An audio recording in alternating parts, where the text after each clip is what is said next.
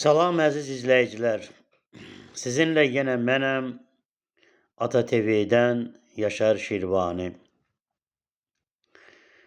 Bugünkü mövzumuz 27 sentyabr anım günü ilə əlaqədardır. 27 sentyabr xalqımızın yaddaşında tarixdə çox az sayda anılan hadisələrdən biridir. Bütöv bir xalqın tsunami kimi qalxdığı 30 illik bir həsrətə yox dediyi gündür. 27 sentyabr kimsənin qələbəmizə tərəddüd etmədiyi bir gündür.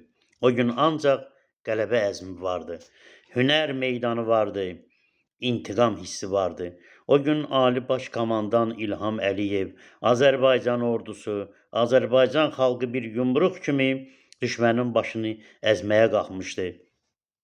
Belə də oldu. 44 günlük tarixi zəfərimiz şəhid qanı ilə, qazilərimizin qəhrəmanlığı, xalqımızın vəhdəti ilə başa gəldi. Dünya bizi yenidən tanıdı.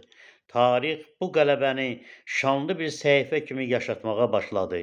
İllər keçdikcə bu meydan müharibəsi araşdırılır, öyrənilir, tətbiq edilmək üçün hərb səlnaməsinə dönür.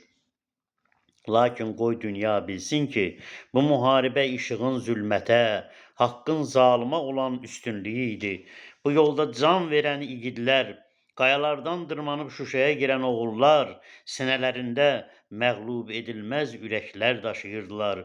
Bundan belə hər zaman qələbə bizimdir.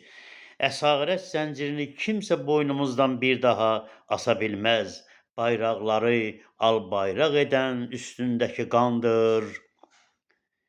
Torpaq uğrunda ölən varsa vətəndir.